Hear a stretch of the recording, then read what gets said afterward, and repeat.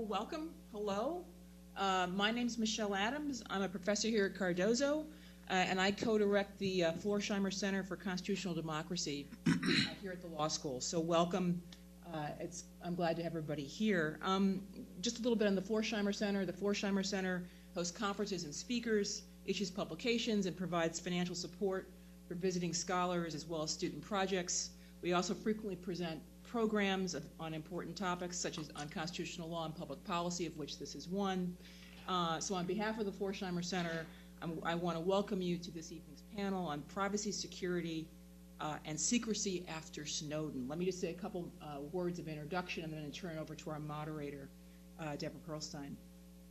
So tonight we're going to focus on the perennial struggle between privacy and security, which goes right back to our founding.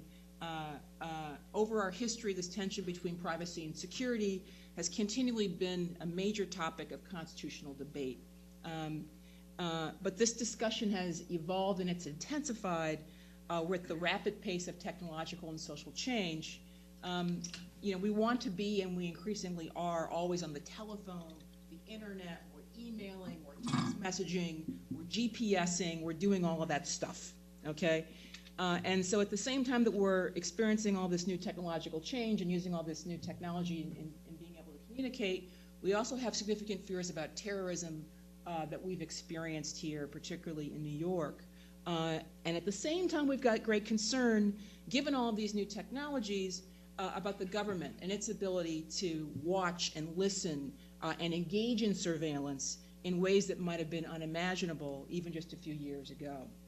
So all of these cross-cutting concerns were brought to a head when Edward Snowden, a former contractor with the National Security Agency, disclosed thousands of classified documents which disclosed previously unknown details of numerous global surveillance programs. Of particular interest in terms of some of the material that came out was information about the widespread collection of Americans' phone records, internet activity and emails. The Snowden leaks, wherever you stand on Snowden himself, whether you think about him as a traitor or a whistleblower or a hero, have focused us yet again on the central tension in our democracy, our desire for both privacy and security. So just stay with me for one more moment. Just after stepping down from the bench in 2009, Justice David Souter delivered the commencement address at Harvard. And he addressed this very conundrum. Let me quote for a second from his remarks because I think they're useful. So he said at the commencement address, he said, "The explicit terms of the Constitution, in other words, can create a conflict of approved values. And the explicit terms of the Constitution do not resolve that conflict when it arises. The guarantee of the right to publish, for instance, is unconditional in terms. And its terms of the power of the government to govern is plenary. A choice may have to be made, not because language is vague, but because the Constitution embodies the desire of the American people, like most people, to have things both ways. We want order and security, and we want liberty. We want not only liberty, but equality as well. These paired desires of ours can clash, and when they do, a court is forced to choose between them, between one constitutional good and another." So with us tonight to discuss the central tension and questions arising from the Snowden leaks are our truly spectacular panel of experts, and I want to introduce Deborah Pearlstein, who is a professor here at Cardozo, a leading voice in international law, constitutional law, and an expert in national security and terrorism, to moderate our panel and introduce our panelists. So thank you.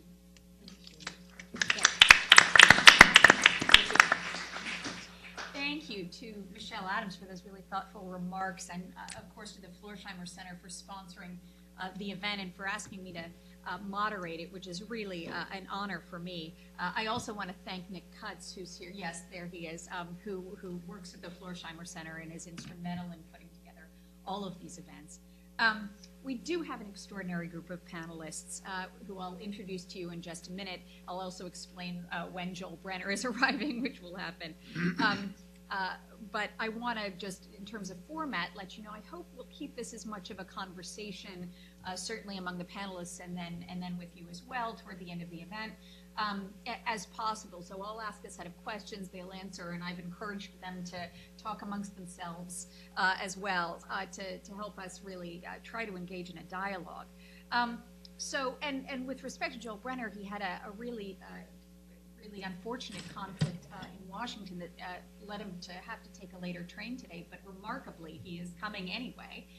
He will arrive and join us here probably around 7 o'clock. When he does, we will introduce him and give him a warm welcome and an opportunity to say what he would like to say, and then we'll open it for questions probably shortly after that. So first, let me introduce, I guess I'll start with Susan Herman, who is the president of the ACLU, author of, in fact, the book is just out in paperback, which is very exciting, among other things, Taking Liberties, The War on Terror and the Erosion of American Democracy, which is a really wonderful account of, in individual terms, some of the effects of some of the policies that have been adopted post 9/11. So we're delighted to have you here. Alan Butler then is next, who's Appellate Advocacy Counsel at EPIC, the Electronic Privacy Information Center, which is one of the leading advocacy groups, of course the ACLU as well. But EPIC is really focused on privacy concerns and in particular technology, and has been a really wonderful voice on these issues. Alan in particular has been involved in some of the key cases that have been before the courts already on these issues, and I'll ask him, I'll hope he'll talk maybe a little bit about that in a few minutes. Amy Davidson is a senior editor at the New Yorker and has written really extensively and valuably about Snowden and his revelations and the set of issues surrounding it, in addition to the many other things she writes about for the New Yorker. So I'm delighted to have you here as well. And then I'm especially thrilled to welcome Zachary Goldman, who wasn't initially going to be with us, although that was my oversight more than anything else. He is across the street, down the street, as director of the NYU Center for Law and Security, and has held a wonderful and fascinating range of positions for the U.S. government in counterterrorism, focused on implementing counterterrorism policy. So on the consumer side of intelligence products produced by the NSA and other intelligence agencies. Among his many interesting positions were as a special assistant to then Chairman of the Joint Chiefs of Staff, Admiral Mike Mullen. So we'll hope to get something of a security perspective from him, and of course from Joel Brenner, who, in addition to being the NSA, former NSA Inspector General, was also at one point senior counsel to the NSA and has held other pretty senior level, not pretty senior level, extremely senior level counterterrorism policies. So I'm thrilled to have you all here. I have to do this because it's become something of a custom. Given that we have a bunch of students in the audience and you all have such fantastic jobs, I guess I want to ask you if you can just tell us in a sentence or two what your day job is. And Zach, pick one of your positions and tell us maybe in a sentence or two. Let me start with Susan, and we'll just go down the road. So what do you do day to day as president of the ACLU? Okay, well, I'm glad you asked that because people here, mostly students, know what I do as a law professor. Right, I teach the Fourth Amendment and constitutional law, things like that. As president of the ACLU, that essentially means that I'm chair of the board. We are fortunate to also have an executive director, Anthony Romero, whose full-time job it is to actually run the organization. So I don't have to do that in addition to my other day job. So that means that for most of what the ACLU does in all 16 or 20 areas, I have mostly the view at 30,000 feet. But one of the things that I decided to do after becoming president, because I was especially interested in these issues, was I wrote the book that Deborah has just waved at you to talk about the impact of the post-9/11 changes in our law on ordinary Americans. So one thing I want to say by way of introduction, and maybe we'll say this again at the end, is that we're talking tonight about surveillance and how our surveillance practices have changed since 9/11 and the consequences of that. But my book is about many other areas in which the story is the same. The expansion of material support laws, watch lists, blacklists, all sorts of other things, where if you're interested in the topics we're talking about tonight, I would urge you don't restrict what you look at to only the question of surveillance. Great. Well, thanks, Deb, for having me, and to Cardozo for having me here. So EPIC, as you mentioned, is an organization that's focused directly on this issue. Privacy is our only focus, and then we do a combination of work in both the advocacy space and in under the Freedom of Information Act, obtaining government documents. So my job at EPIC is to coordinate our appellate work, which primarily is constituted of amicus briefs. So we don't litigate as the ACLU does in many cases directly challenging a lot of these programs, but we get involved, but occasionally we do. And I'll mention two projects recently that are related to what we'll talk about that I worked on in kind of my day-to-day. So when the ACLU's case went up to the Supreme Court in 2012 and ultimately was decided in 2013, it immediately came on my radar as a case that EPIC was interested in, and I worked with our Board of Advisors to coordinate and draft an amicus brief in that case that supported ACLU and really focused on the technical capacity of the NSA based on information that we had at that point. You know, a lot of that information came from the writings of one of our advisors, who's James Bamford. And ultimately our brief was unfortunately cited in the dissent of Justice Breyer, but that's the type of impact that we try to have as an outside expert group. And then the other project that I'll mention is after the Snowden revelations, we had keyed in on Section 215, and we'll talk about later, and the collection of Americans' telephone records in bulk. And we decided that we wanted to challenge that program directly. Specifically, we felt that we wanted to challenge the court order that authorized that program, because we felt that that authorization was not in accordance with the law.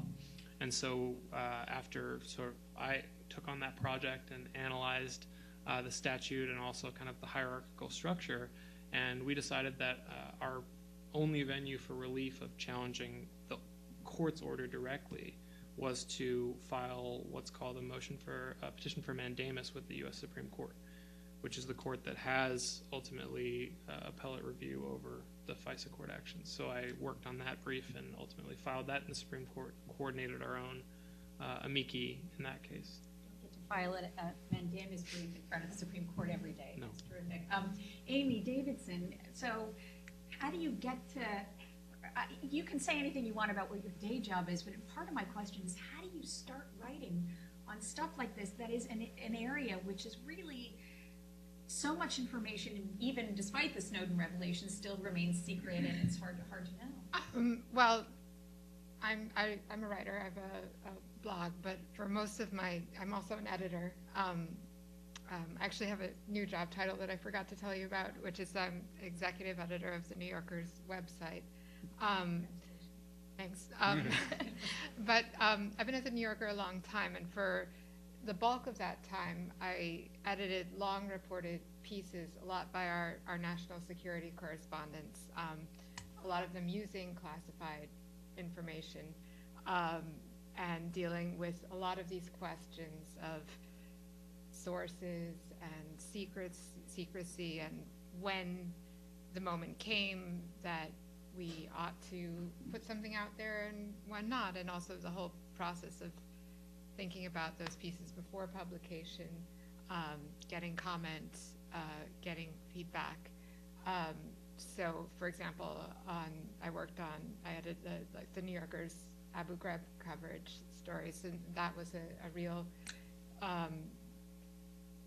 point where we were confronted with a lot of the questions about safety of troops, about criminal acts, about all of these things. So when I started writing about these issues, I came to it after having had a lot of hands-on experience helping writers make these choices, and being a part of the magazine's process in thinking about where we fit in and what we had to say. And I've also worked for a number of years very closely with Cy Hirsch, who had also a lot of experience himself thinking about how he was looked at by the government, and about sort of an earlier generation's dealings with these questions.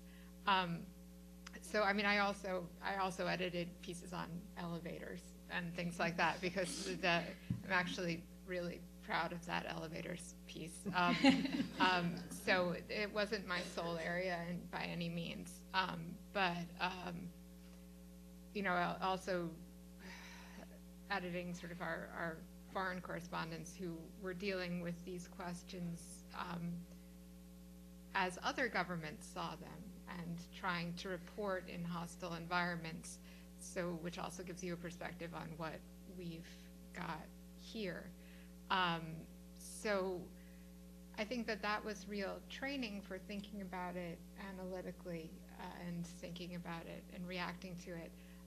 For example, when I looked at I've written about the Chelsea Manning and about Snowden, and a lot of the times when you hear say these people aren't really reporters, or is this really what we mean when we say that, and I often look at it and say, is what's being said about this, would that expose the New Yorker in the same way? Like, are we protected in any way if that's the standard of law against, Chelsea Manning's relations with people? And a lot of times I've found that the answer is no, we wouldn't be. And so I think that I do come to it from the perspective of the press, but also obviously as everybody comes at it with a sense of one's own privacy, one's own sense of the country's history, and everything like that. So on a day-to-day basis, I've gotten away from that. I sort of do a lot in terms of the overall direction of the website. So sometimes that's about thinking about our sports coverage or election coverage or humor. But I also write in a pretty directed way particularly about issues that I've followed for a long time, that I'm taken with, and one of them is, and has been and still is, the Snowden revelations in the NSA. And I have a feeling that I'll still have a lot of occasion to do that. The story does seem to be one that keeps on giving. Zach, you want to say a word or two, maybe more than a word or two, or a couple of sentences about what your job was like, maybe at the Joint Chiefs or wherever? Sure. So first, thank you to Deborah and to Michelle and to the Florsheim Center for having me. I'll say a few words both about my day job and about my previous day job. So my current day job, probably much like Michelle and Deborah, is to run a center that's very similar to the Florsheim Center at NYU called the Center on Law and Security. And we're a research institute that focuses on issues of national security law and national security strategy. We do a lot of work on questions that will be the subject of discussion this evening: intelligence oversight, cybersecurity, global national security law, and the way that legal and strategic issues have become deeply intertwined in the last decade plus. Before that, as Deborah said, I was a special assistant to the chairman of the Joint Chiefs of Staff in the Pentagon, and was a policy advisor in a group at the Treasury Department that disrupts terrorist financial networks, does all the Iran sanctions, the North Korea sanctions, and whose mandate generally is to crack down on illicit financial activity, sort of pretty broadly defined. Those two roles were very different. In the Pentagon, my job, I was one of 8 people in a strategic planning cell that answered directly to the chairman. So our job was to sort of whisper into his ear about a couple of different categories of things. Some sort of big, long-term strategic questions. What is the future of our relationship with South Asia? How do we think about force posture in China and the South China Sea? What is the role of counterterrorism in American grand strategy? Sort of big thing, kick your feet up kinds of issues. The second was his role as the chairman of the Joint Chiefs of Staff. Statutorily, the chairman of the Joint Chiefs of Staff is the principal military advisor to the President and the Secretary of Defense, and he's the nation's highest-ranking military officer. But what does that mean? Issues of civil-military relations, how does he deliver his advice to the President and the Secretary of Defense, all those kinds of issues. And then the third was to provide some strategic perspective on the issues of the day that were occupying his daily grind. And I happened to have been there during the Arab Spring, so it was an utterly fascinating period because we, went from first asking questions about, who is this guy Ben Ali in Tunisia and why does he matter, to what are our strategic interests in Egypt, to do we intervene in Libya, to, oh man, we're intervening in Libya, how do we think about our objectives? And it was actually that quick. It was amazing. What are our objectives? How do we sort of match military means to strategic goals? How do we build an alliance and a partnership that makes sense? All those kinds of issues. And by the way, while that all was going on, a nuclear reactor melted down in Japan, and Yemen was sort of coming apart at the seams. So it was a fascinating couple of months. My role at Treasury was a bit different. It was more narrowly focused on illicit networks, both terrorist networks and WMD proliferation networks. And our goal there was to take intelligence information about the way al-Qaeda in Iraq was receiving weapons, the way al-Qaeda in the Arabian Peninsula was moving money, the way Iran was smuggling centrifuge parts, and say, what do we do about this? How do we stick our fingers in these various processes in order to gum them up? And also how to think systematically about protecting the American financial system and protecting the integrity of the American and the global financial system. So I come at these questions very much from the perspective, A, of an intelligence consumer, and B, now as a sort of academic who thinks structurally about what all the revelations in the last year or so mean for our intelligence system. Thank you. Right, this is why they're here. So let me actually ask each of you, I'll ask each of you a question and keep these relatively brief so we can get to our conversation. But I want to first, maybe Amy, since you're the journalist, ask you to give us the headlines. So remind us what we learned and where we are. What were the sort of key insights that we gained from the Snowden revelations? What were the major headlines there, and what have we learned since? Right? One of the sort of key things we've learned since, because there's been this flurry of coverage and reporting about what the NSA is doing and what's caused the sort of kerfluffle, is technically speaking. I think that there are a few different ways to answer that. In terms of what we've learned and what's the biggest revelation or the biggest story from the Edward Snowden documents. It's such a long and sprawling one that maybe just to narrow it down. I mean, if you look at it, one way to answer it is, what is the document or the revelation that's had the most attention and the most sort of directed legislative and political response to it? And the quick answer on that is probably the telephone metadata, the bulk collection of telephone records. I think that there are a couple of reasons for that. One is it was pretty much the first revelation and sort of set the terms.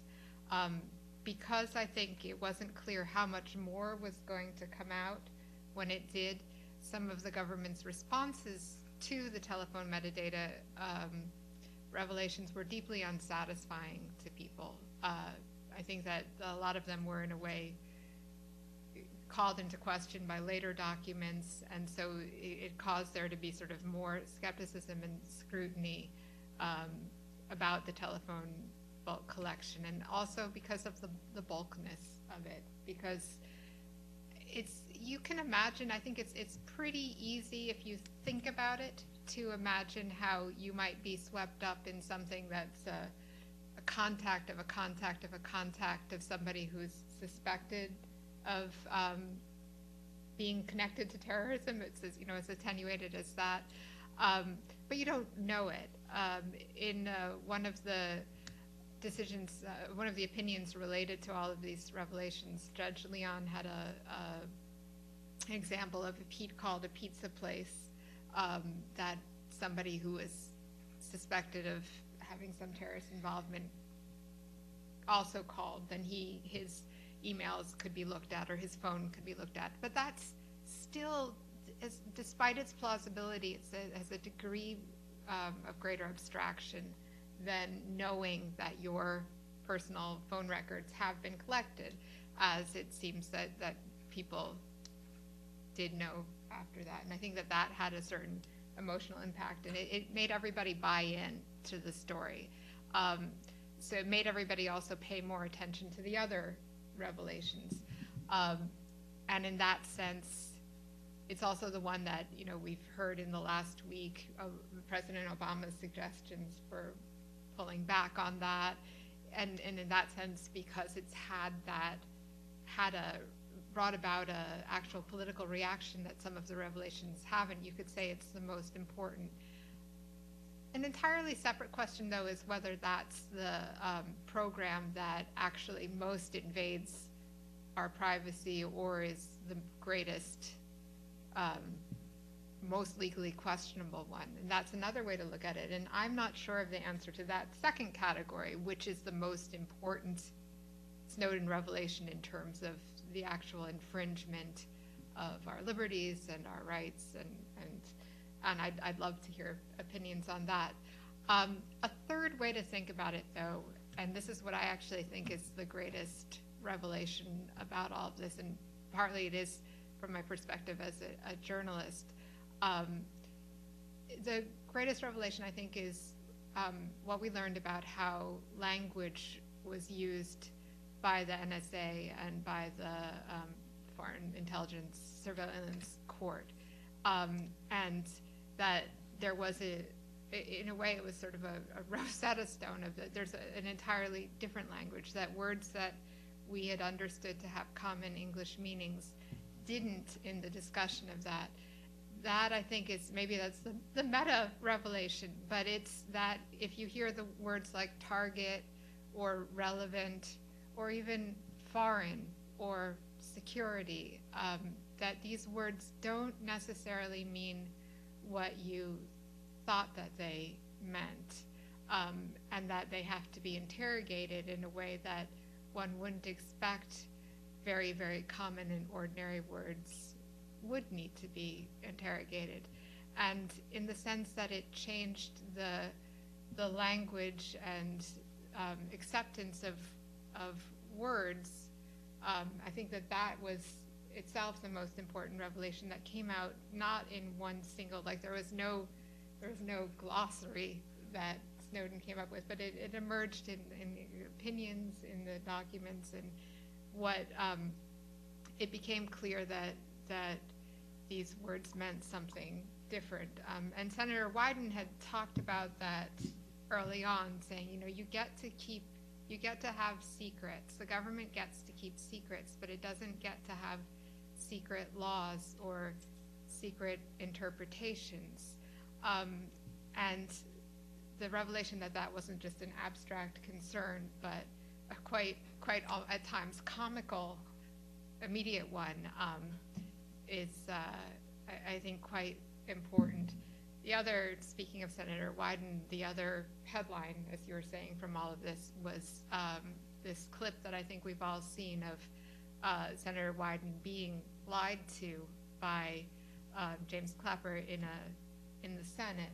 I think that was important for a couple of reasons. One is, I think that as Americans we have an idea that there's going to be a lot of double talk maybe from political figures and officials, but that there's some constraint on outright lying under oath in Congress. And again, the way that reset our level of skepticism was, I think, quite important. And I think it also, just to go back to where I started, that's also why, because that particular lie, and I think it clearly was a lie, had to do with the telephone metadata program, that also added sort of political force to questions about whether that program was politically sustainable, legally sustainable, everything like that. But there have been so many documents, there have been so many headlines and revelations. One of the recent ones was about an unnamed country, all of whose telephone calls had been collected and we're not sure which country that was.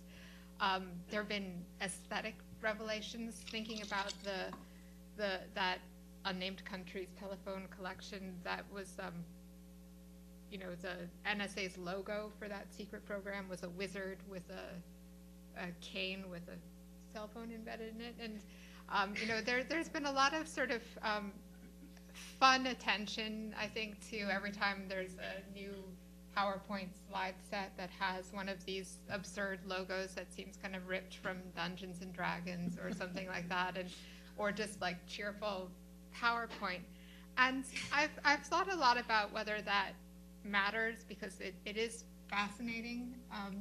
And I think there the revelation is about the culture of the NSA and the casual quality that some of these, that was around, how seriously was this being thought through, and debated, and how much awe was there within the intelligence community about privacy if there was a wizard with a cell phone embedded in his, what's the right word, cudgel, cane, wand, his staff. Staff. His wizard staff. Staff. We'll put that. So- I'll see if Zach has thoughts about that. So I'm in no way wanna- suggesting that the art of the NSA was the important revelation, no, but just yeah. to say that it was Striking. It's something. Yes. So let me put one of the questions you raised actually to Susan Herman. Right. So if one of the biggest substantive programmatic revelations is this metadata program, right? So they're not actually listening to the content of our calls. Apparently, right?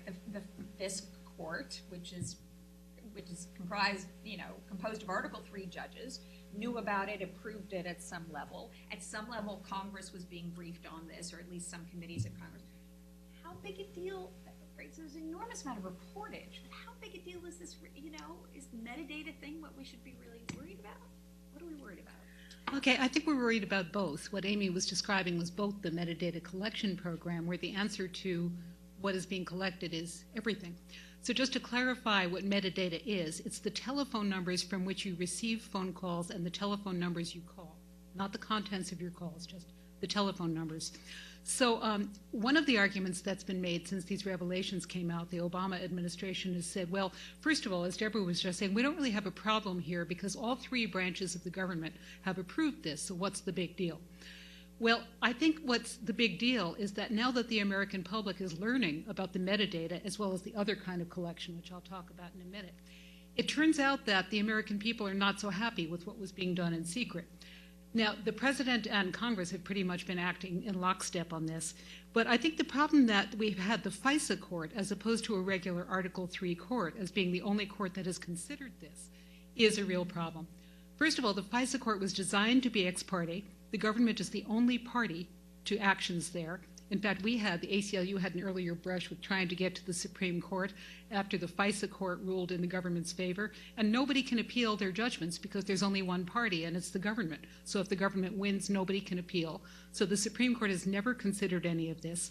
I'll talk, maybe later we'll have a chance for me to talk about the first two rounds of the ACLU's attempt to litigate whether the first rounds of NSA surveillance that we already knew about were illegal or unconstitutional. The federal courts were not interested in hearing about that, which I think is a real problem. Alan was mentioning the case that we just had in the Supreme Court, Clapper versus Amnesty International. And, weeks before Edward Snowden's revelation, what the Supreme Court said was, you can't challenge a covert surveillance program unless you can prove that you personally were being subject to covert surveillance, which seems to me to be a catch-22. I've always understood that the point of a covert surveillance program is they don't tell you. So, that was the Supreme Court. The Article 3 courts were just not interested in any of this. And as Amy was saying, one thing that's really shocking is that the FISA court, operating in secret, not only kept renewing the orders 90 days at a time, sure, you take all the metadata, sure, take all the metadata, but they never even wrote an opinion, no less release an opinion for over 7 years about whether this was legal or constitutional. And as I think Alan may talk about later, serious questions about whether this is within the statute or constitutional. So the lack of checks and balances, I think it's very misleading to say that all three branches had in fact reviewed this. Plus, Congress had a problem with the secrecy. One reason why Senator Wyden asked Mr. Clapper when he was testifying in front of him what surveillance was going on, is that Senator Wyden, as a member of the Intelligence Committee, was in on the secrets but was not permitted to tell his colleagues in the Senate. So to say Congress had approved this is really not true, because not everyone in Congress was allowed to know what was going on. So one answer to why is this a big deal is I think it's really very telling that now that the American people have more information about the surveillance that's going on, that in fact the judgment of all three branches of the government under these conditions of secrecy turns out, I think, to be something that that many people are questioning. Okay, my second answer to why does this matter, Deborah was pointing to the metadata. So there are two questions that I hear all the time, and you probably have too. One is, why should I care what the government knows about me if I'm not doing anything wrong? Okay, so I'm going to get to that bigger one in a minute, but the other one, the narrower one that Deborah is asking is, why should I care if the government knows what telephone numbers I've been called from? They're not listening to the contents of the conversation, so what's the big deal? Well, as Amy was describing, the first of Edward Snowden's documents that was released on June 5th, less than a year ago, was the FISA court order that ordered Verizon to turn over the telephone numbers of all of its clients, the to and from telephone numbers, the metadata. Within a week, by June 11th, I believe it was, the ACLU had filed a third round of lawsuits about all this called ACLU versus Clapper. And the reason why we filed this lawsuit so rapidly is that the ACLU is a client of Verizon Business Services. So who's harmed? Well, think about who calls the ACLU. As I was saying, we operate, you look at our website, we operate in many different areas. So people who call us who want advice or perhaps want the ACLU to represent them include government employees who might want to become whistleblowers, high school students who think their principals are violating their rights, police officers who believe they've had unfair disciplinary hearings, et cetera, et cetera, et cetera. What does metadata tell you? Well, suppose that in these databases is the fact that your telephone number called the ACLU telephone number on day one, and you had a conversation for 5 minutes, and then on day two, somebody from the ACLU number called your number and talked for 2 hours, and right after that, and right after that. There's an affidavit, which if you're interested in this, I really recommend to you, by a computer scientist named Edward Felton, who is at Princeton. And his affidavit in ACLU versus Clapper explains that metadata is much more informative than contents of conversations. He says that by looking at the metadata, the telephone numbers you've called and from which you've received calls, the government can get fantastic amounts of information. Have you called an abortion clinic? Have you called a political fringe group? Have you called a domestic violence hotline? You used to call this telephone number late at night almost every night, and now you've stopped and you're calling a different number instead. Oh, what a shame you broke up. And they can figure out all sorts of things about personal habits. What do you do? Who are you? In fact, Stuart Baker, former counsel to the NSA, said that if you have enough metadata, you don't need the content. He said it's kind of embarrassing how predictable we are as human beings. The other thing that Professor Felton says is that metadata is structured. It's much easier to search, to have the computers do all their magic on, as opposed to contents, which are very particular. So the idea that this is only metadata is really, to me, that it's very misleading. So why should anybody care? It seems to me that people do care, and there's a tremendous chilling effect. That if you know that the government has all these telephone numbers one click away, are you still going to call the ACLU? If you know that, yeah. Or just to throw in, or call a reporter, Or call a reporter, absolutely. Are you going to call a reporter if Amy's telephone number shows up and it's easy to establish they've talked to you? Now, one thing that perhaps Zach will talk about is that all of this evidence is just, the information is just there. The government is not supposed to, quote, interrogate the information. They're not supposed to look at it, except under particular circumstances. So then the other kind of thing that Amy was also talking about, that's the question of how many hops you can take, and I think we don't need to go there right now. I think that may be too technical. The other kind of information that has also been collected that the Snowden documents show us a lot about is contents. Under the Foreign Intelligence Surveillance Act, the government has been allowed to collect foreign intelligence information. And the idea is they're not supposed to target the communications of Americans. But under the Foreign Intelligence Surveillance Act, they can, without any particular probable cause, et cetera, they can target foreign intelligence. And as long as they're not targeting the Americans at the other end, they can also scoop up that information. So that's another thing that we've been learning, that there's a tremendous amount of content, emails, Skypes, all sorts of things that in fact are being collected. So, that's also concerning, which is worse, I think they're both a similar kind of problem. Let me just say two more things. I mean, on to the more general question of why should I care? So the other thing President Obama says is, well, you shouldn't care that the government has all this information because nobody has any proof that we have abused this information, that we've gone after people on the basis of their politics, etc. I have a couple of concerns about that. Number one, how would you know? Number two, even if you trust Barack Obama, he's not going to be president forever. And number three, even despite, if you don't think that there's any abuse going on right now, the mere fact that all of this information is being collected, I think, changes who we are. Every time an American hesitates to call Amy or to call the ACLU or to call their doctor and say, I have a drug problem, because they think that, that information might end up easily available to the government, I think it changes who we are as a society. And the final thing I'll say right now about that is I think the fact that all of this awareness after the Snowden revelations is changing who we are is in the jokes. How many of you in the past 8 or 10 months since the Snowden revelations have had a conversation in which you or someone you were talking to has said, oh, but the NSA might be listening, ha, ha, ha. Okay, the jokes are all over the place. It changes who we are. It changes the relationship of the individual and the government, even if there are no abuses. Thank you. So I want to take up both of those pieces. The first, is the sort of claims about this is a problem of institutional power, even though at some level all three branches have been involved. Those checks are actually insufficient. I want to take on the is this constitutional question as well, but let me just start with the oversight piece, if I can, Zach. The notion that despite these claims that we shouldn't worry about it, or what do we do with these claims that we shouldn't worry about it because all the government knows? Sure. So I'll address a couple of different points, and Susan and Amy have both had extraordinarily rich interventions. One to do with the oversight piece that Deborah raised, a second to do with the fundamental purposes of intelligence. But I wanted to just quickly pick up on a thread that Amy mentioned based on her exquisite description of the wizard's staff. And that is the culture of the national security community. So I did not work at NSA, and there's a joke within the sort of other parts of the intelligence world about NSA, and that is, how do you tell an extrovert at NSA? He walks down the hallway looking at your shoes rather than his. So maybe that says a little something about the culture at NSA. Although I can't really speak firsthand to the culture there. What I can speak to is the culture in the rest of the national security world, at least the portion of it to which I had exposure, and that is a culture that is reverential about privacy and the sanctity of American persons'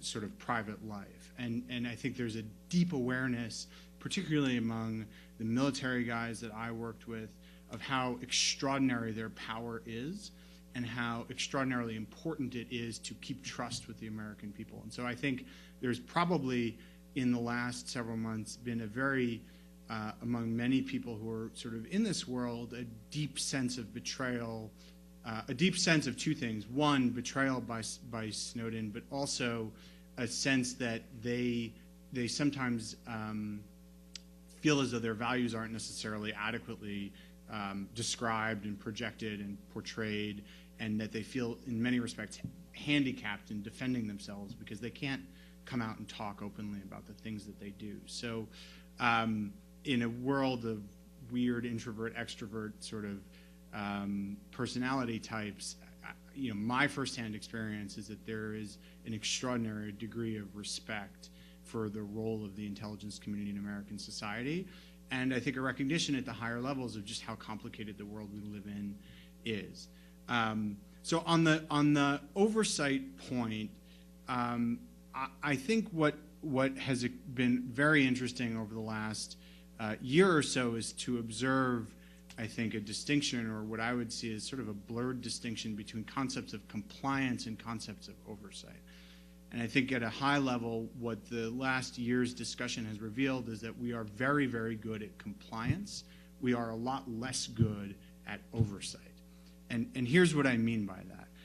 Compliance sort of takes the law as a given. It says whatever the law is, whatever the law permits or forbids, we are going to design systems, processes, institutions. We're going to design systems, processes, institutions, and incentives to make sure that the law is followed. Do you want to take a minute and Welcome to Joel Brenner.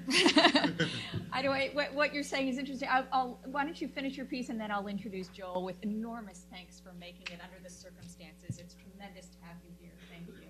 So we'll be right back to you. And Zach, why don't you finish what you were just saying? Sure. So compliance takes the law as a given, and it says, okay, what is the law, and how do we design processes and systems to make sure that it's adhered to? And I think what actually was remarkable about the Snowden revelations is it revealed a very robust system of compliance, a system in which there were very, very few willful violations of law that were reported. And that's sort of no surprise, because the compliance system that we have today with general counsels and inspectors general and DOJ oversight, offices of compliance throughout the intelligence community, came out of a very specific set of historical circumstances, namely the Church Committee investigations and the intelligence scandals of the 1970s. And those scandals and those revelations really, revealed widespread, willful violations of law, or plain sort of ignoring the law. And the litany is well known: LSD testing on unwitting American citizens, sort of mass mail openings and intercepts, and sort of blackmail by the FBI of people like Martin Luther King. And so in response to that, we designed as a country a system geared towards compliance. But what that led to a few problems. What we identified, I think, two in particular. And these are, in some senses, more difficult. What Snowden, I think, revealed that was important, that Amy and Susan both touched on, were statutes that were interpreted in at least counterintuitive or not intuitive ways, in ways that proved to be somewhat out of step with what the American people expected was going on. That was the first sort of macro level issue. And that's not an issue that compliance systems are designed to address. And the second is extraordinarily complicated technical systems whose operations apparently weren't even completely understood by the people who designed them and who were supposed to be overseeing compliance. So there was a fascinating series of incidents in 2009 and 2011 in which the NSA discovered and then self-reported compliance problems with the 215 and 702 programs. And I think this story kind of illustrates what I was talking about. Once these errors were massive sort of over-collection were discovered, a very robust compliance machinery kicked in. The problems were reported to the court. The court was engaged in a very lengthy back and forth with NSA and with the Justice Department about how to remedy these compliance problems, and the problems were fixed. But I think what was very, very interesting was that in some cases it took several years for the intelligence community to discover the problems in the first instance. And so I think that's a second sort of strategic problem of oversight that we need to think about. One quick point on the functions of intelligence. So I think this is derived from the point that Amy and Susan made about how the 215 program has sucked up the lion's share, I think, of the public debate and discussion about the Snowden revelations, and I think it's for understandable reasons, because the program was so breathtaking in its scope and was so at least sort of counterintuitive with respect to the statutory interpretations that underlay it. But so I think it's for that reason that it's worth noting briefly the purpose of intelligence. And in my mind, intelligence exists to facilitate effective government decision-making in the national security space. And effective government decision-making is is better, both because it is more effective, it better achieves the objectives that set out, and because it's less intrusive. So if you have good intelligence, you are able to make more effective and less intrusive decisions. And I think, and really the objective of intelligence is to better understand the intentions and the capabilities of your adversaries. And so in this sense, better intelligence leads to selecting interventions, as I said, that were more effective and less intrusive. And to Susan's point, and to the point which I gather animates her book, it's my sense that many of the excesses of the last decade in the national security space were driven not by a sort of an excessive focus on intelligence collection, rather, but on an absence of good intelligence. So when you think in the immediate post 9/11 era about these mass roundups of Arabic-speaking men or men from Muslim-majority countries, that was driven by the fact that we had absolutely no idea what had happened, who had done it to us, whether there were additional plots, any of these kinds of issues. Same with the Abu Ghraib abuses that Amy discussed. That was driven by the fact that we found ourselves in a country, Iraq, that we really didn't understand, facing a vicious insurgency, facing a branch of al-Qaeda that really was extreme in its brutality, and we knew really nothing about it. And we struggled to figure out ways to get the information that we wanted, and we resorted to tactics, interrogation tactics that I think most probably regret. The last point I'll make, though, is despite the fact that intelligence is about facilitating effective and minimally intrusive national security decision-making, I think we lack a very well-developed vocabulary to speak about efficacy in the national security context. So that has come up a lot in the last couple of months, the last year. The government, in the immediate aftermath of the 215 program, sort of struggled for ways to explain what it was doing and why it was doing this. And first they said it had been instrumental in disrupting 54 terrorism plots, and then they kind of dialed that back and said, well, it was really important in like 12. And then the Privacy and Civil Liberties Oversight Board issued a report and said, well, it's really like a couple. And I think that more than the specifics of what 215 contributed or didn't contribute, I think that this way of discussing the value of a particular intelligence collection program, sort of but-for causation or proximate causation, did this program prevent an attack, I think is not a particularly nuanced way of talking about the utility of specific intelligence collection programs. And I think moving forward, we need to think both about the oversight piece, how do we get that right, how is oversight different from compliance, and also about developing a language to talk about efficacy in the national security space. Thank you. It's so rich and there's a lot there. I want to pause for just a minute and more formally welcome Joel Brenner, who I introduced briefly at the beginning, former NSA Inspector General, former senior counsel at the NSA, among other extraordinarily senior positions in the U.S. Counterterrorism, U.S. intelligence community. Joel, I want to give you a chance to respond to anything you've just heard.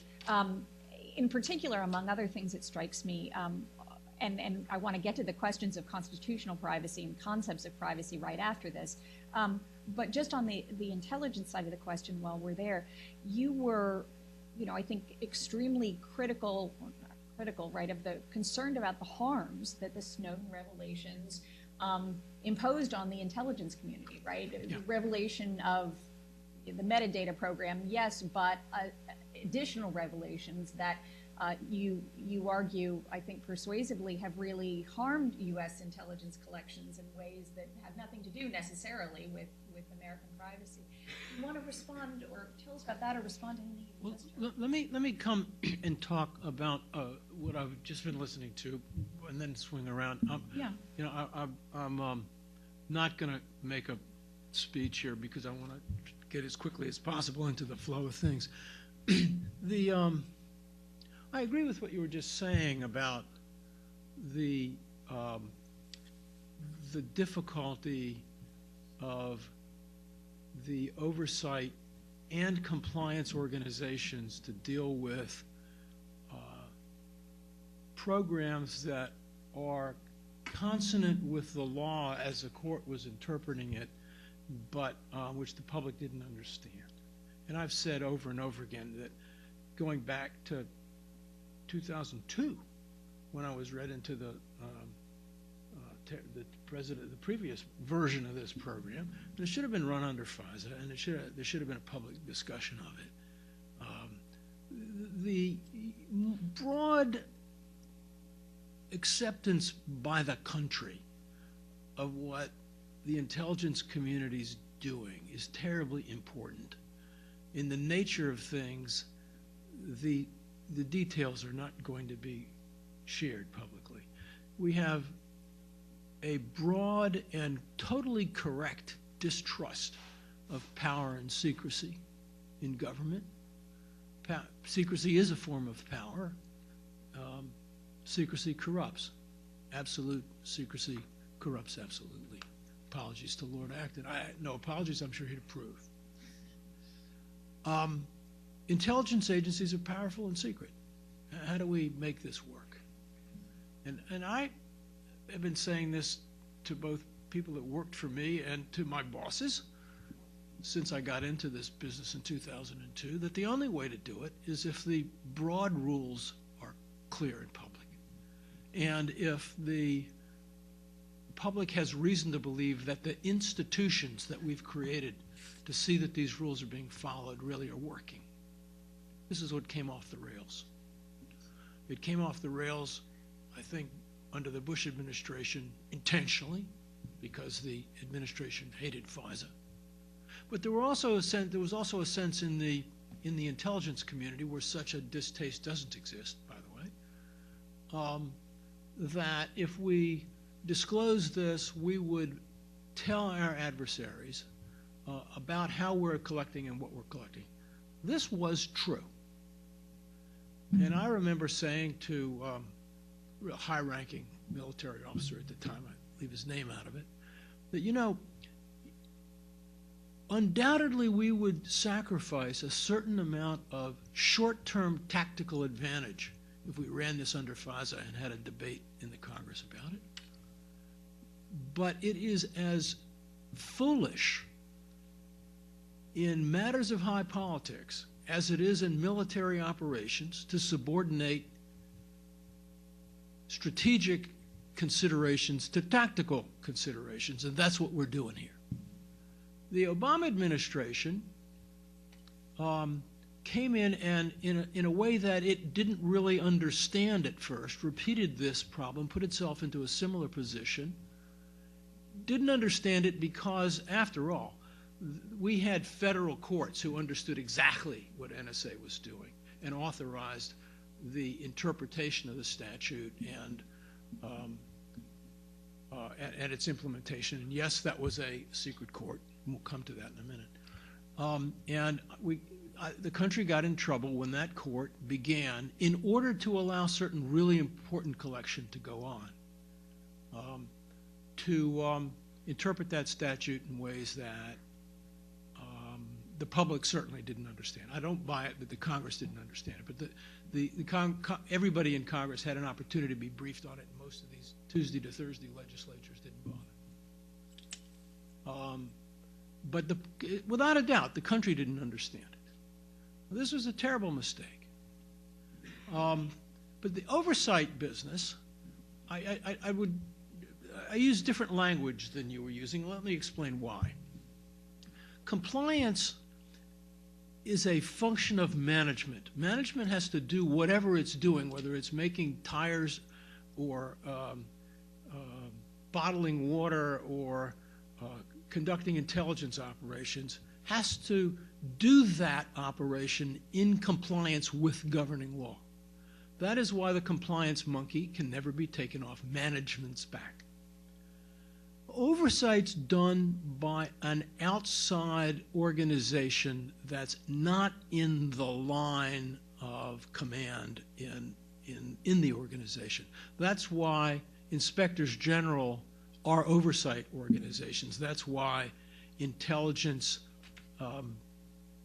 committees are oversight organizations. And I think not to recognize that distinction gets there is confusing, and it confuses oneself, which isn't to say that we got it right here. But, you know, to have this kind of problem arise once every 35 or so years is probably what we're in for, is that there's a fundamental readjustment and re-understanding. The technology has moved with startling speed, and the United States is better at it than everybody else. And this is partly what I think was so shocking about many of the Snowden revelations is, you can do that? You can do that? Yeah, and we can do stuff that hadn't become public yet. And wars drive this sort of thing. You know, the dogs of war, when they're let loose, produce nasty things that come back to us too. And so the ability to take over a communication system in a war zone, and I'm using the word war zone now in a very narrow way, can also be used back here. And the people at NSA aren't nefarious. They were well-intentioned. They thought, you know, we can't really see all the communications that are coming into the United States from nasty places to people in the United States, and the closer they come to home, we want to know who they are. Anyway, I think it was a mistake because of, as I've explained. Efficacy, if I can move on to that, is a difficult concept in intelligence operations. It can't be avoided. It can't be avoided. You have to look at what works and what doesn't work because you have budgetary decisions to make. But let me give you an example of an efficacy decision that was entirely intelligent based on the time it was made and was completely idiotic. Why didn't we have any human intelligence about what was going on in the Iraqi government in 2001 or 2? Because in the 90s, we said, in the course of gutting the intelligence budgets, because we were having a peace dividend, and if the Soviet Union goes away, who would need intelligence anymore? We thought. Some people thought.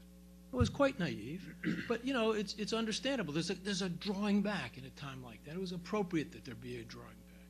But one would say, well, Baghdad, you know, we've cleaned their clock. We don't need to know what's going on in there. And so we had no intelligence based on an efficacy decision at the time that seemed to make sense. Intelligence abilities have to do with capability. Capabilities aren't always generating information you need right now. I'm not contesting the notion that efficacy has to be part of the mix here, but it's real complicated. And if you don't take a long-term view of it, you make some bad mistakes. Let me say a word about why do we have American or allied intelligence agencies collecting stuff in commercial networks anyway? Is there another glass? Can I have some water? Yes. I'll get it. You sit. Talk. You know, in the Cold War, when we wanted to collect against Warsaw Pact nations, I'm talking now about signals intelligence, the electronic stuff. We were having to figure out, how their apparatus worked. There wasn't software at that time, it was electric more than electronic, how their codes worked. And the Soviet military and diplomatic corps used codes that nobody else used. Same with the Czechs. There's virtually no corporate or private use of encryption. Very, very little, none to speak of, and certainly not any in the broad public. And so our enemies were real clear, our adversaries were real clear. That has changed, and not in ways that the intelligence agencies encourage. They follow broad commercial developments the way and are subject to them the way the rest of us are. Nobody now can compete with the awesome technology that's constantly whirling out of the private sector, and no government even tries anymore. Very little of our stuff is government-made special purpose hardware and software. That's complete change from 20 years ago. President Obama uses a BlackBerry. Prime Minister Harper uses a BlackBerry. Chancellor Merkel used to use a Nokia communicating in the open. Don't ask me why. Who did she think was listening to her? She now uses a BlackBerry. Everybody uses the same stuff. So that if NSA or CIA wants to, or their equivalents among our allies, want to attack, I'm using that in the intelligence sense, a target we would all agree might be legitimate, a terrorist leader, an adversary of a hostile state, the military organization of a hostile state, they have to be able to break the codes and attack the devices that you and I use. This means that they've been pushed into the commercial space in ways that they didn't want to go, but they followed the targets. That's where the targets are. Consequently, that's why they're in these networks. What that means is, and this problem isn't going to go away. It was here to stay. And this means that the potential for abuse has become greater, not less. And that the mechanisms that we have for compliance and oversight mechanisms, however one defines them, because I don't think we're talking too much in substantive disagreement here, have to be really robust. Because the idea that, well, we can keep the intelligence business out of the commercial sector, it's fairy tale. It can't be done. So I'm just catching us up. I don't know what else was said before me that I might disagree with, but Right. I'm sure someone has a recording of it. So, speaking of which, there it is. I walked right into it. So here's what I think let's do, because I got asked this question, and at some point I also want to hear what their questions are. Is the metadata program constitutional, Alan? And if it's whatever your answer to that is, right? What is the state of the constitutional law here? Is this what it should be? And is this what it should be, right? Do we need a new framework for thinking about reasonable expectations of privacy and so forth? I want to know your thoughts, and then I want to get in a sort of lightning round the view of the panel on, do we just need to start, especially in light of what Joel's just said, do we just need to start thinking about reasonable expectations of privacy and the like in a different way? Do we need a new concept, constitutional or otherwise? So where are we in the law? Sure. Let me just quickly key into something that a lot of people have been talking about, especially Joel and Zach, that I think is really important and related. And I'll talk about the Fourth Amendment and also talk a little bit about the statute, maybe the statute first. So related to the statute and related to even the issue of reasonable expectations is this question of sort of trust in the system, right? Public, specifically, trust in the system that goes to oversight, right? And doesn't maybe go to compliance, but goes to the bigger picture. I think along the lines of what Joel was saying, that the public's understanding of how the system of intelligence and intelligence oversight worked following the enactment of FISA in 1978 and through up until the sort of post-September 11th period was not in line with how these programs have been operating and how these programs were authorized and ultimately brought out. And I think part of the reason is because when FISA was enacted, the system that the people understood had been adopted was a system of targeted surveillance, a system where even in classified session, a federal court would approve orders for specialized warrants, things that the public understands, and lawmakers and policymakers understand and sort of believe in that system. This idea that you go to a judge with specific information about a specific target, and the judge authorizes some surveillance of that target. And that's the system that ultimately changed. First under the Bush administration's presidential surveillance program that was not authorized by any court, and then subsequently under these new FISA court authorizations. And so that was really a paradigm shift in how the business of foreign intelligence surveillance took place. So specifically talking about the metadata program. So the metadata program was ultimately authorized by the FISA court in 2006 under what's called Section 215, which is a provision that was added in the Patriot Act that enabled the FISA court on an application from the FBI to order the production of tangible things, business records. And when this provision was first enacted in the Patriot Act, everyone was very concerned that it was a provision that was going to allow the government to get access to specific people's library records. Again, still individualized targeted surveillance, but people were worried, oh, they're going to start going to libraries and start getting records about the books people are reading. And there was even special provisions added about that. No one thought that it had anything to do with collecting telephone records, and no one thought that it had anything to do with collecting records in bulk. No one? Well, I'm sorry, the public. I'm referring I mean, to the the public. intelligence committees knew. Yeah, no, I'm sorry. I'm referring to the public and the people that we're talking about here, not sort of the people that are operating the programs. And so that statute was enacted, and the language ultimately changed, but the language as it stood after 2006 required that the government agency applying, in this case the Department of Justice, for an order, provide a statement of facts to the judge that would show reasonable grounds to believe that the tangible things sought were relevant to an authorized investigation. And this relevance under the statute is the ultimate crux of this issue.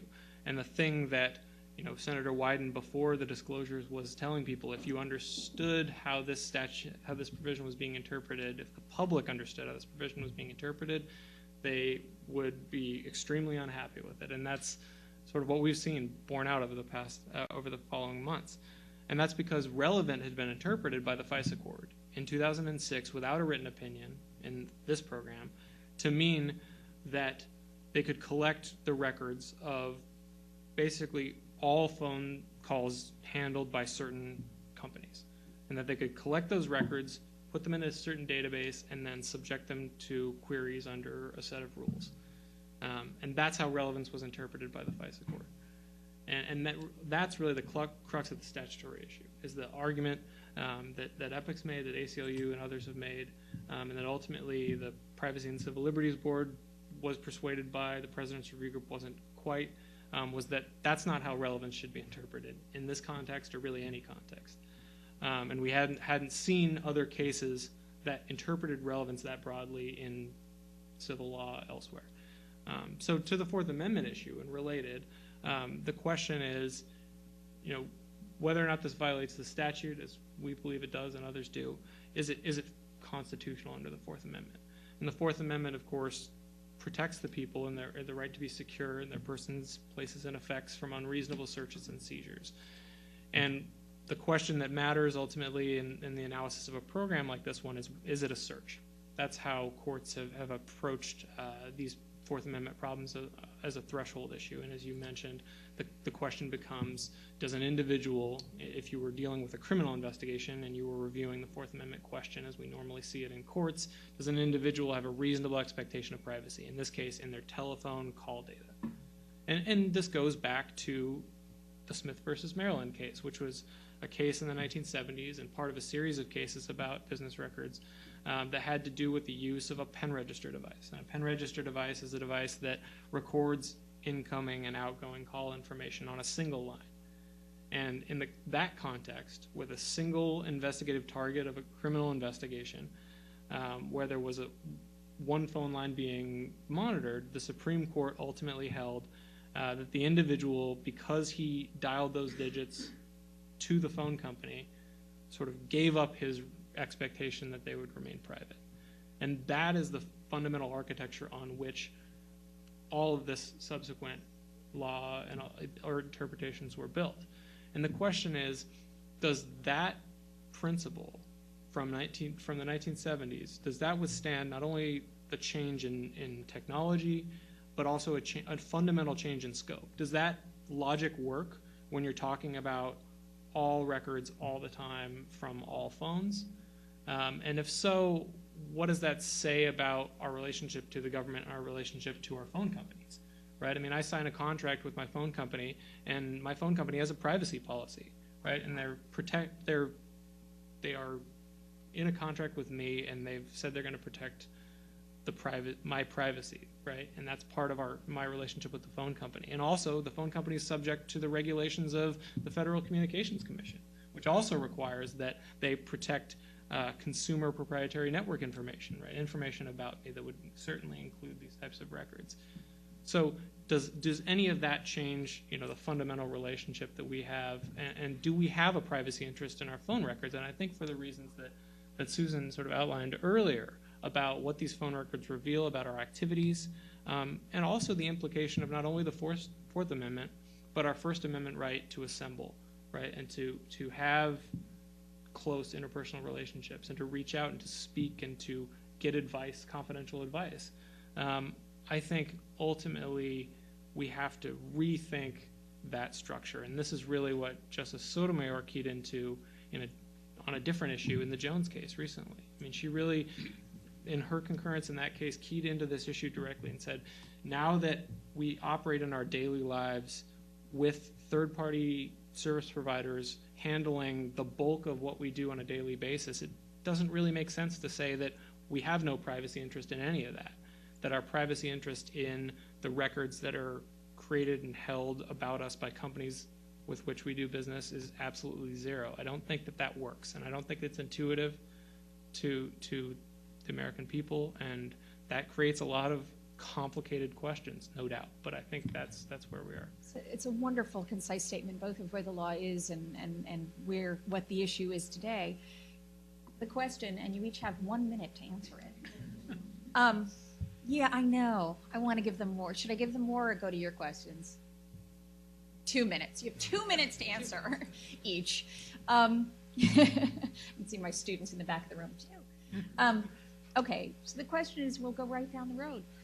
Is this 1970, whatever it was, case, which says we have no reasonable expectation of privacy as a constitutional matter in information we willingly share with third-party commercial sources, a meaningful, useful, valid, correct, moral, fill in your word, the right way to go for understanding our Constitution going forward? So, Susan, I'll start with you. We'll go right down the row. I could give the 1 second answer, which is no. No. But I'll say a little bit more than that. Let me say a couple of things. First of all, what Alan was just describing is the Supreme Court starting in 1979 with this idea that anything that you share with a third party, you're assuming the risk that they'll share it, and therefore the government can compel them to give it to you. That was the premise of the Patriot Act, Section 215.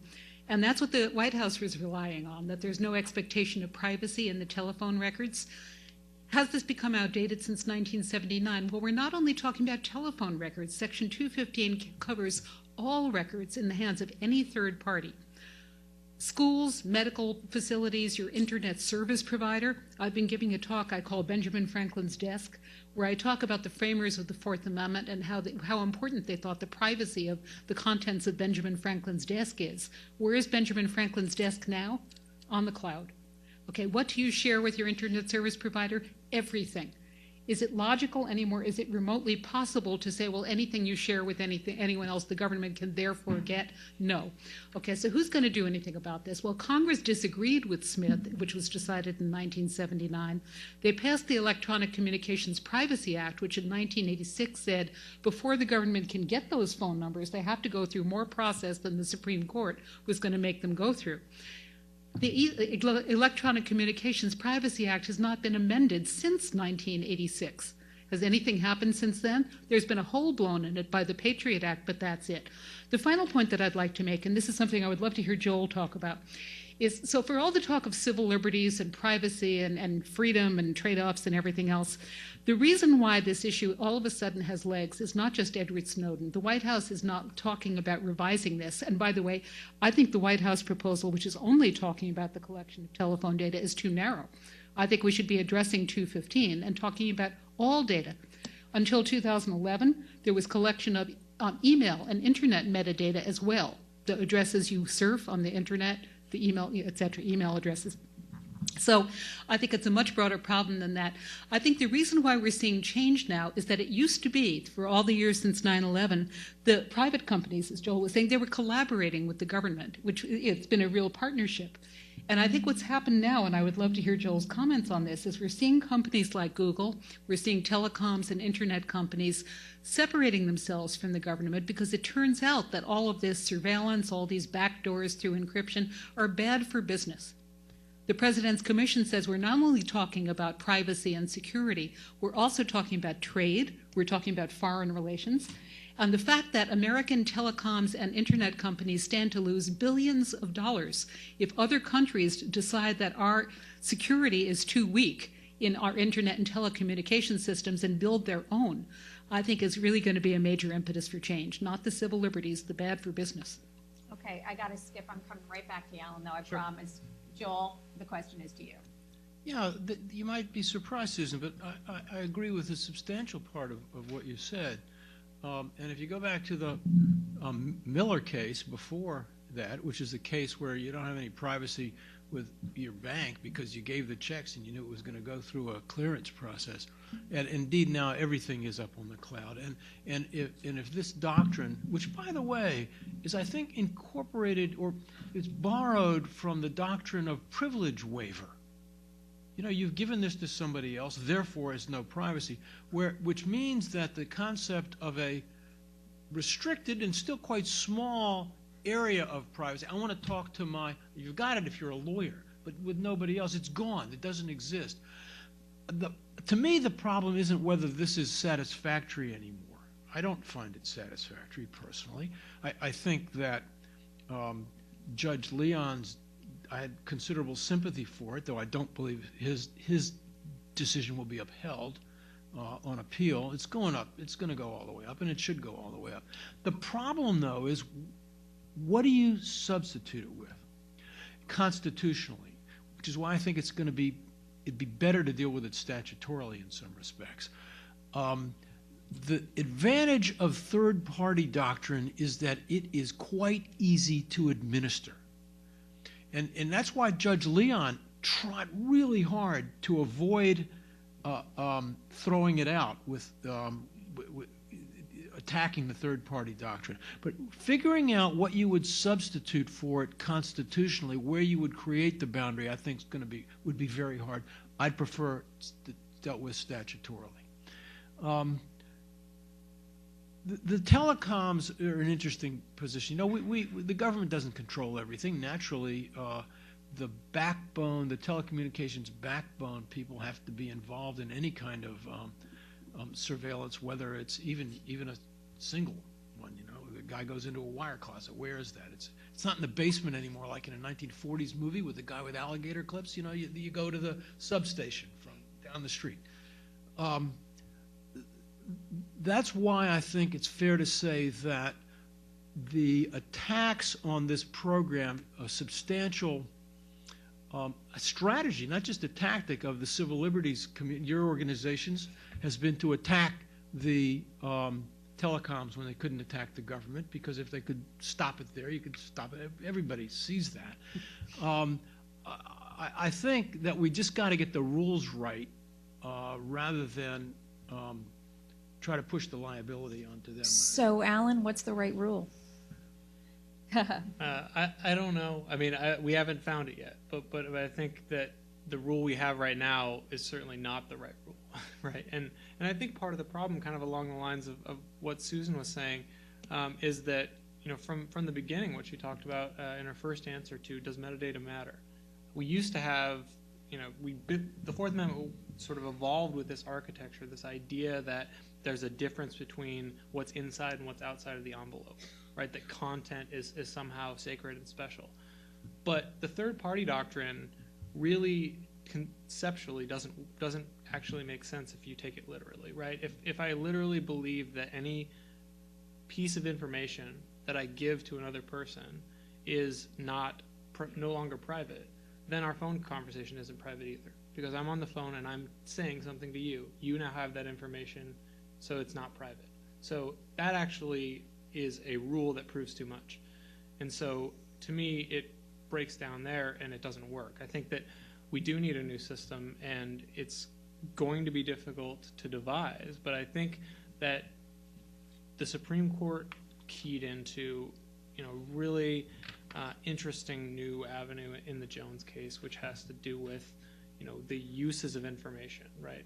How information can be aggregated and what impact that has on the person. And I think that the focus of the privacy inquiry ultimately has always been and needs to be on the individual and how the collection and use of their information impacts them. And I think that's where the doctrine needs to sort of get back to that root and away from, I think bright line rules are helpful, but sometimes bright line rules just don't make sense. Amy? Well, my favorite detail about Smith versus Maryland is that the suspect was last seen driving past, the witness's house in a 1974 Monte Carlo, and that's how they tracked him down and figured out what house he was in and what phone line they wanted to listen to. I think I like the whole 70s vibe, but I also think it gets at a couple of the ways that case is really not useful for us anymore. It is an old case with old technology, but it also is a case that is so distinctive. There was, you talked about the individual suspect aspect of it. They knew there was this one person. They knew where he lived. They knew that he threatened a witness. A policeman was sort of standing by the phone technician when they tracked that call. So that, I wonder what the court would have said if it had been possible for the police to say, we'd like to get all phone records for every phone call in Maryland right now, and we can do that instantly. I wonder how that would have been decided. But what I found really interesting, and you mentioned this a little bit in what Judge Leon was trying to preserve in his recent decision, he made the case, you guys don't have to throw out Smith versus Maryland. It can stay. But you just have to understand that the word telephone in that case bears no resemblance to the things that we have on our desks now. That's not a telephone. It's sort of like translate it from a different language. It's like in the 19th century when they would call it a truck if it was a horse-drawn thing, and we would, that's not what we would call a truck now.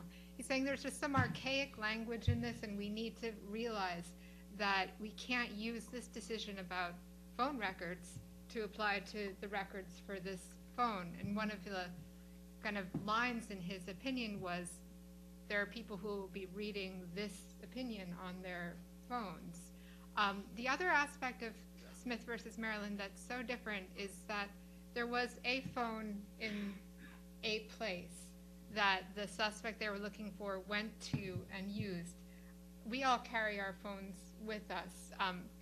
We haven't talked at all about cell phone location data, because I think it's sort of a shadow, sort of a thread that runs through a lot of the Snowden documents, but it hasn't really been nailed down. There's an interesting footnote in one of the early ones that says that although cell phone location data is metadata, it's not being collected under those particular orders, but it still seems somehow collectible, which opens up a whole other, and there have been other documents about programs in which cell phone location data is made use of. And that opens a whole other, constitutional question about assembly and just other First Amendment issues. So I'm worried about running out of time. No, we're out of time. It's okay. But we're gonna do two more things. Number one, this panel is an entire course. Maybe we'll host it here at Cardozo sometime. Number two, I want to give Zach a last comment here because he hasn't had a chance, and then we're going to take 5 minutes at least and hear your questions and take a moment to respond to them. And we're going to go over time, and I'm very sorry. Actually, I'm not that sorry. I think it's been fascinating. Okay, Zach, your 1 minute, please. Sure. I'll be very brief. So on the constitutional question, I agree with both Susan and Joel. So we clearly live in a universe that's completely different than 1979 and 1986. The third-party doctrine also underpins an unbelievable amount of government activity across a range of behavior that we didn't even come close to touching on today. And so if you're going to get rid of the third-party doctrine, I think you immediately have to supply another easily administrable rule that police officers in each one of the 17,000 municipal police departments in this country can apply tomorrow to govern their activity. So, I guess if the sign of genius is holding two contradictory opinions in your head at once, then we're all genius. But the second point I would make also follows up on a comment that Susan made about the ISPs and the tech companies in the U.S. complaining about business lost. Those complaints are consonant with discussions by European leaders about localizing, establishing rules to require local data storage in Germany and Brazil. And the ostensible reason is that doing so makes it more difficult for the American intelligence services to gain access to it. And I'd make 2 or 3 points about that. First is business lost by American tech companies is business gained by non-American tech companies. And so there's a very clear sort of economic incentive for European companies to be making these kinds of arguments, and very clear incentives for American tech companies to be making the same kinds of arguments. Second, there's no Western democracy and no non-democracy that doesn't permit government access to telecommunications under certain circumstances. The third is that most of those countries have far more permissive rules than the United States about the circumstances under which government can access Including data. EU countries. Including EU countries, Germany, France, the UK, all of them have far more permissive rules about when the government can access this data than the US can, and far less robust oversight mechanisms. And the final point is that construct on the part of the European countries, ironically, fundamentally, and somewhat amusingly, totally misunderstands the structure of American intelligence collection. If data about anybody is collected from a U.S. service provider, it has to be approved by a court, by the FISA court. If you go to Google and say, hand me the Gmail records of a French person, a German person, the court, at least in some respect, is involved. If emails between Germans and Belgians are stored on German or Belgian servers controlled by German or Belgian companies, then you're entirely outside of the system of judicial supervision controlled by the FISA court.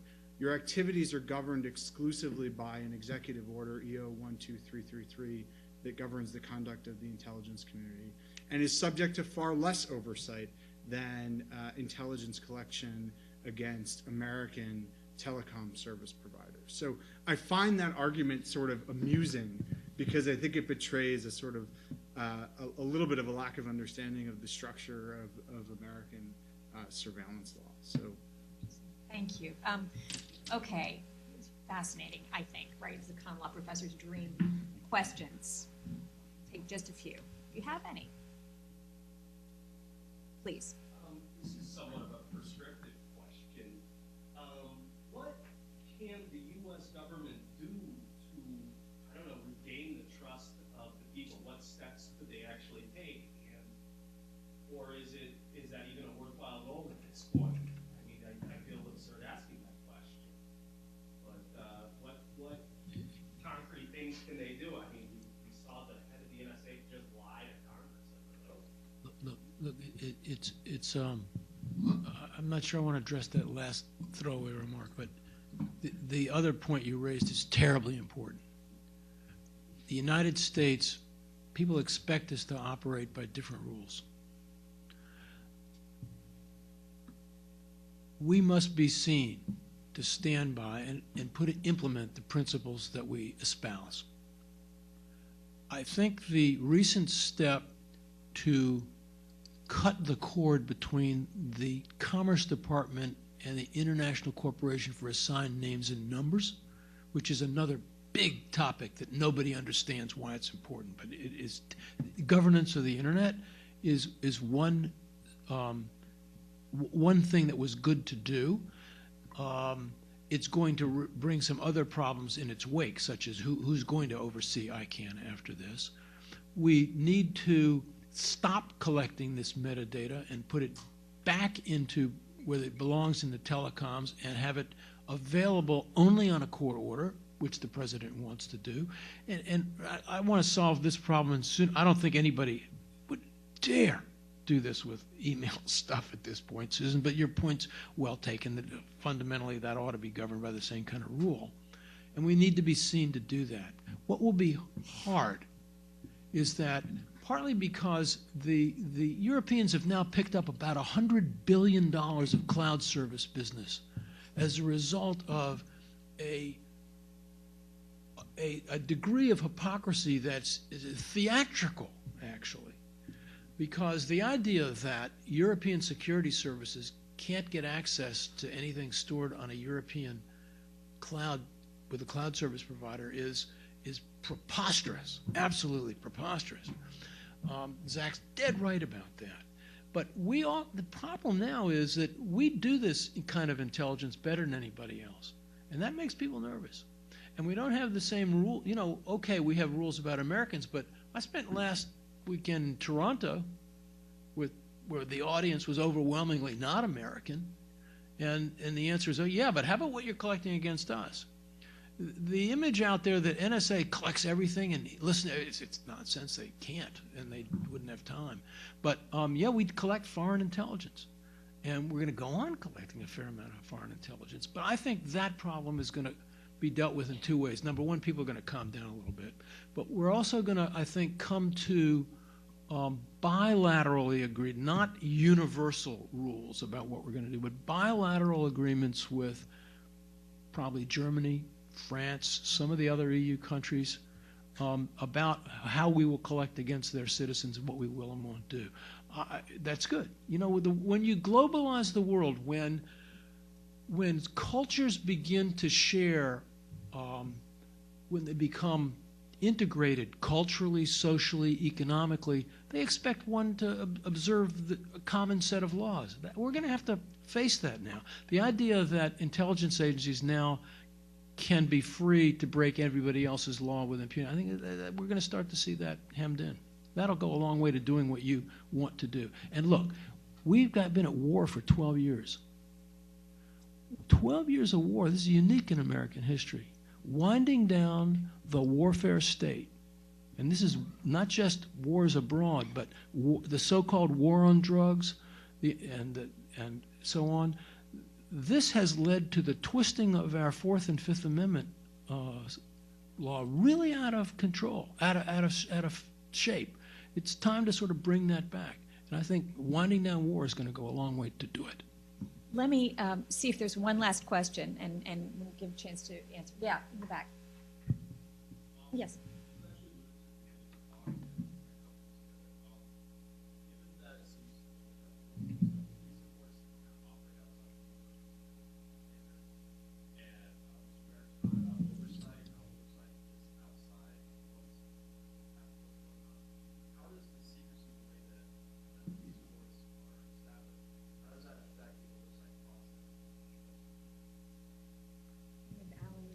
So I think actually we have a point that in some way addresses both questions. Right. And also keys in on something Joel mentioned earlier, which is the trust question, and is directly related, I think, in this system as to how the FISA court operates.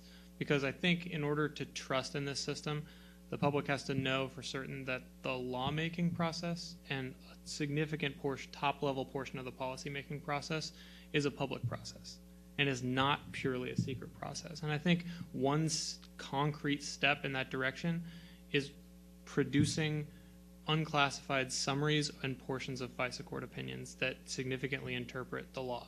Because where we went, I think, where this all went horribly wrong is when the FISA court interpreted a public law in a secret way that the public wasn't allowed to see and that was not intuitive. They didn't even write an opinion. They didn't even interpret it. Exactly, yeah.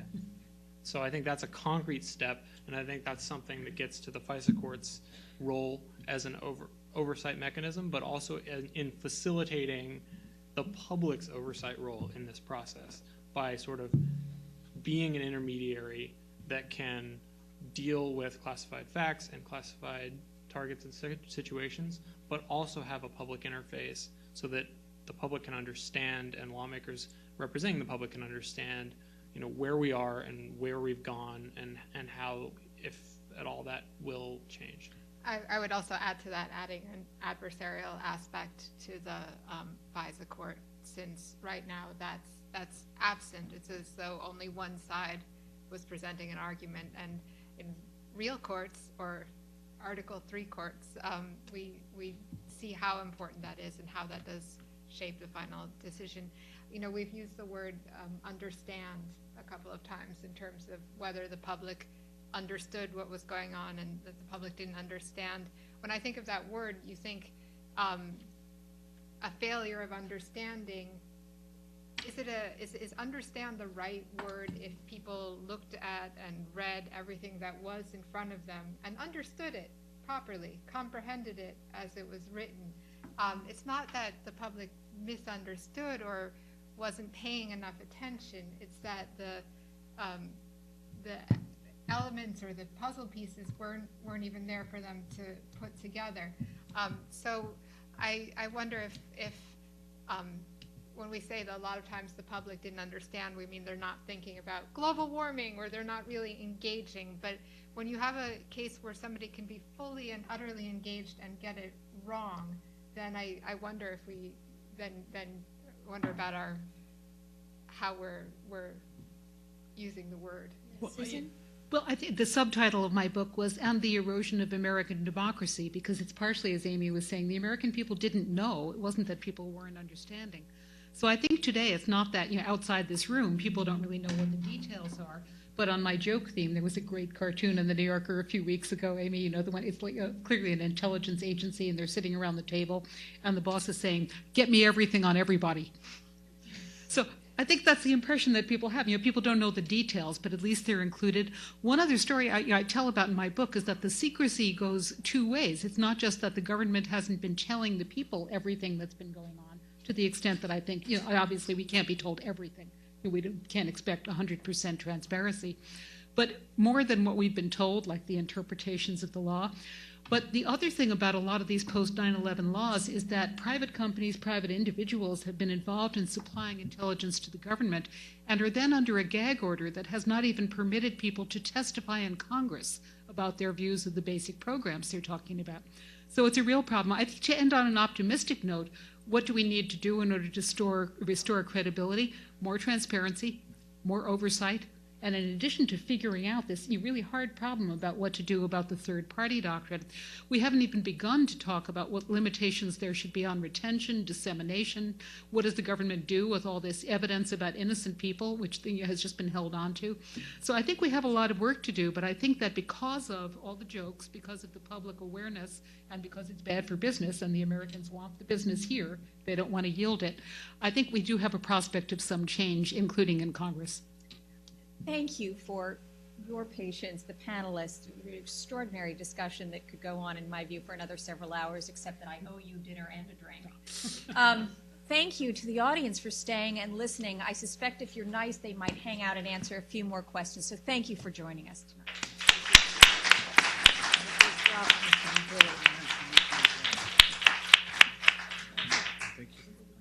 Last talk, we covered a lot. I do an entire course on this. Sorry. Not on